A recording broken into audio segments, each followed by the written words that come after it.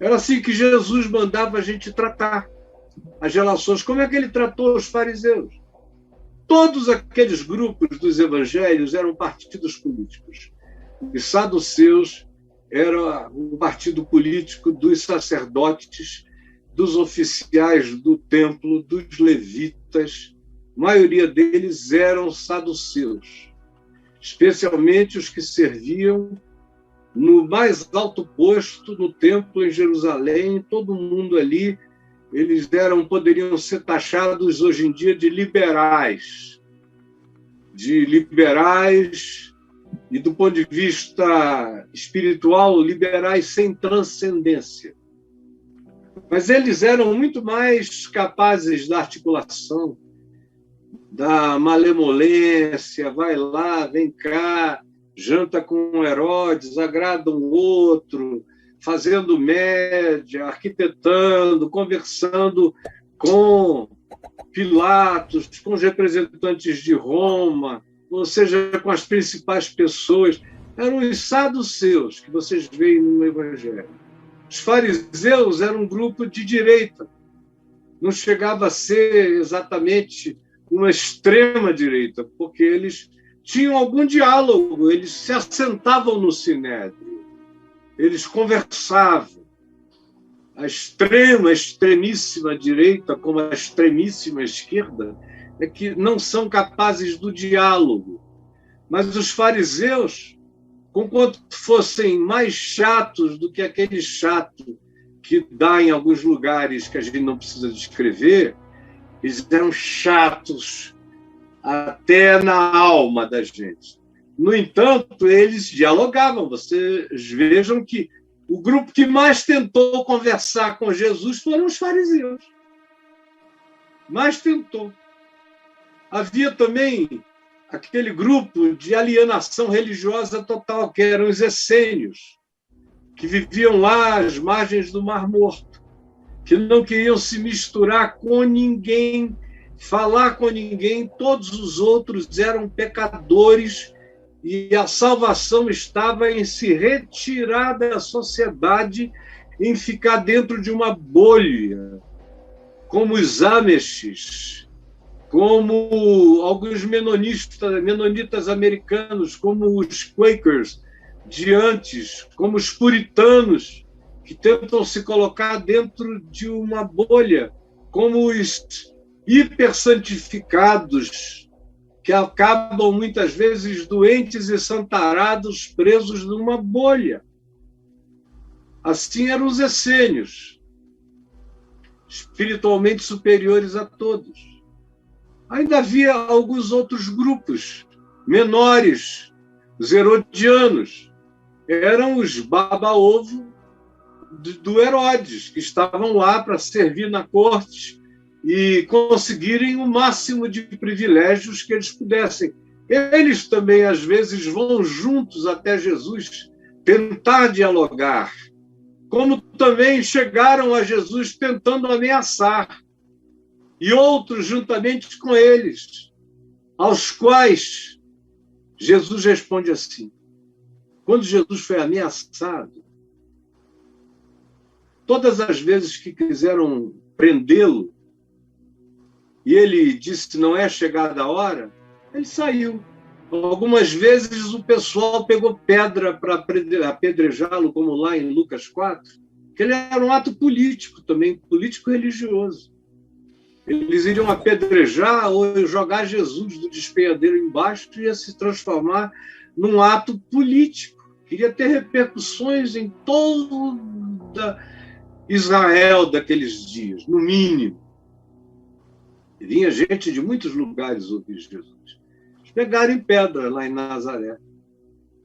Levaram Jesus para a beira do barranco, pegaram em pedras, e Jesus olhou nos olhos de cada um deles e atravessou a multidão em silêncio, como se eles nem ali estivessem.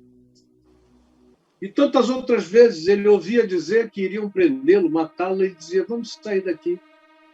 Às vezes se afastava não tão para longe, 10 quilômetros, 8 quilômetros, e reunia gente.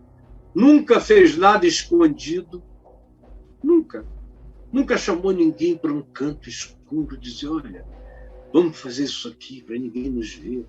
Não, em Jesus a gente aprende a botar a cara para fora, tanto quanto aprende a não se entregar desnecessariamente para quem quer que seja.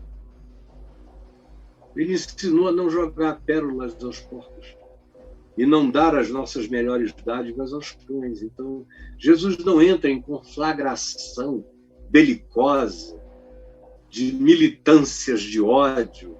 Jesus e seus discípulos não. Mas quando vieram e disseram, olha, sai daqui porque Herodes quer matar-te. Herodes quer matar-te.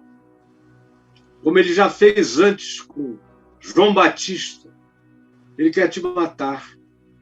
O que foi que Jesus fez? Jesus saiu correndo? Por favor, saída pela direita. Pela direita não, porque Herodes era a extrema-direita, que fazia tudo para agradar a Roma.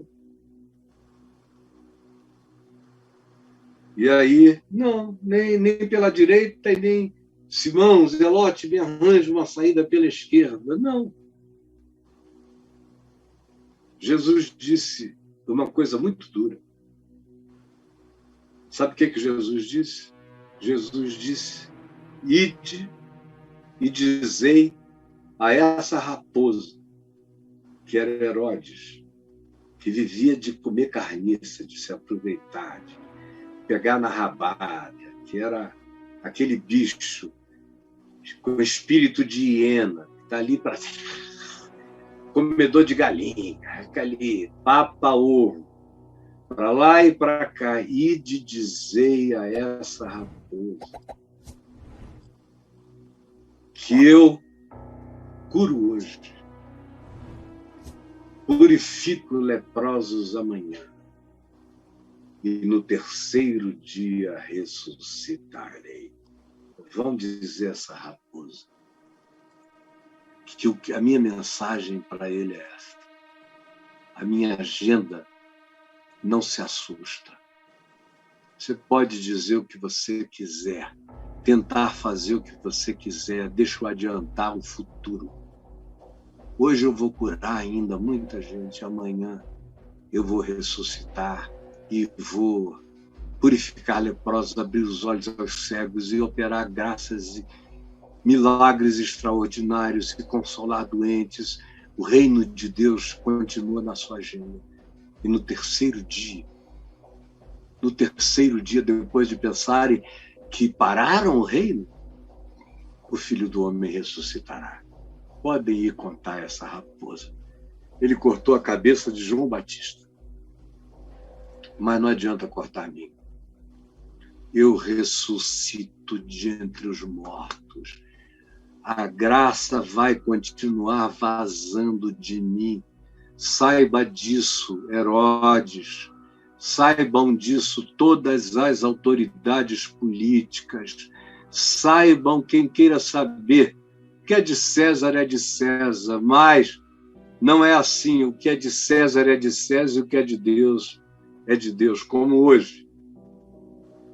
Hoje, eles dizem que Deus está acima de tudo, mas na prática não. Na prática, Deus está aqui, como igreja, servindo de vassalo a esse poder supremo e louco. Sem voz profética, apoiando tudo. Era uma igreja, como se a igreja entrasse em acordo com Pilatos, era como se a igreja entrasse em acordo com Herodes, era como se a igreja validasse todas as políticas daquele governo que estava dando a ela visibilização e fazendo providências que a agradavam, puxando o saco dos seus líderes, dos seus sacerdotes, dos seus anais e dos seus caifás.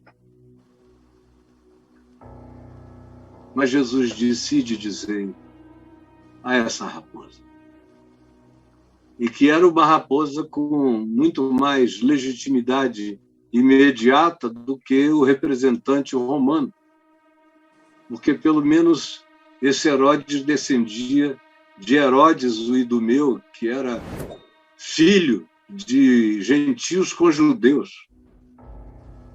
E ele olha para esse cara que representa essa história. O pai dele mandou matar todos aqueles pequeninos de Belém quando Jesus nasceu. O avô, o pai, tanto faz, era uma dinastia dedicada a tudo quanto enlouquece. A dinastia de Herodes foi uma dinastia de gente louca, absolutista, mentirosa, e que vendia a alma ao diabo para quem os fins justificavam os meios. Toda vez que vinham oprimir Jesus com qualquer coisa, ele dizia, olha, deem a César o que é de César e a Deus o que é de Deus. A parte de César está aqui, ele, vocês, o meu reino não é desse mundo. Agora, no que concerne a Deus, eu vou falar a verdade, eu vou pregar o Evangelho. Só não responderei o que é a verdade para quem, olhando nos meus olhos, continuar perguntando o que é a verdade, porque a verdade está aqui. E ele nunca disse, ele disse, eu nunca menti, nunca me escondi, nunca lhes disse outra coisa que não fosse a verdade. Aqui no texto que eu preguei hoje, quando ele diz aqueles discípulos, supostos discípulos da superficialidade, da pregação, ele disse, não, vocês não entenderam nada, continuam escravos da religião. Vocês têm que ser gente de Deus, livres para crer na verdade, não na tradição, família e propriedade. É que eles estavam advogando. Jesus disse, será que vocês não conseguem entender a verdade aqui? O que impede? Qual é o bloqueio cognitivo? Não. Na realidade é triste, mas vocês são incapazes de entender, porque o diabo é que é o vosso pai. Então, aonde houver mentira, aonde houver engano, não importa se é um engano dentro de igrejas, a gente prega contra os enganos praticados dentro das igrejas, falsificando o Evangelho, tanto quanto eu me sinto livre como cidadão do Brasil, como um ser discípulo de Jesus, numa sociedade democrática que respeita a Constituição, que apregoa o Estado democrático de direito e que diz que todo cidadão tem direito a expressar sua convicção com nobreza, com respeito às instituições, como Paulo diz em Romanos 13. Ele usa a palavra autoridade, que é a palavra grega exousia, significando autoridade do conceito da autoridade, do instituto, da instituição da autoridade. Ele diz, se é boa, faz o bem, se é má, pratica o mal. Portanto, a autoridade boa, que é aquela que faz o bem, a gente obedece. Aquela que faz o mal, a gente entrega a cabeça para ser cortada. Porque a que faz o mal é descrita em Apocalipse 13, é a própria besta. É 666. E João disse que existiam nos dias dele, existiriam nos nossos dias muitos 666, de hora e de tempo curto, mas fazendo miséria. Eu, se estivesse vivo nos dias de Herodes ou nos dias dos Césares, teria sido morto, como mortos foram todos os apóstolos, e o único que não foi ficou exilado em Patmos até morrer. Eu seria morto, porque eu não iria deixar de pregar o Evangelho. E a pregação do Evangelho é ouvida pelos ouvidos de tirania. Eu não estou falando que o apoio de evangélicos, porque na maioria das vezes Eles não sabem o que é evangelho, é só um apoio superficial. Como eu disse hoje, no espírito da palavra. Mas não. Eu tenho mais razão ainda numa sociedade democrática de manifestar minha opinião. E é meu dever como cristão. Eu não sou alguém que tem pretensões de nenhuma natureza política. Eu não tenho nada à esquerda, não tenho nada à direita. Eu gosto e busco equilíbrio, sensatez, bom senso. Eu não sou comprometido com nenhum time político. Nenhum. Nem canhotos da esquerda, nem destros da extrema-direita, nenhum. Eu procuro quem chute certo no gol, quem jogue segundo as regras, quem queira jogar no campo e no riscado da Constituição, quem queira lutar, como diz Paulo aos Coríntios, segundo as regras. Porque se eu não obedeço às regras, eu sou transgressor na sociedade, eu tenho que ser alguém que obedece às regras às quais eu consinto. E se eu não consinto, eu tenho o dever de consciência, seja numa democracia, seja numa ditadura, de levantar a minha cabeça e proclamar a verdade como um profeta de Deus, ainda que isso custe a minha liberdade ou a minha vida. É simples assim.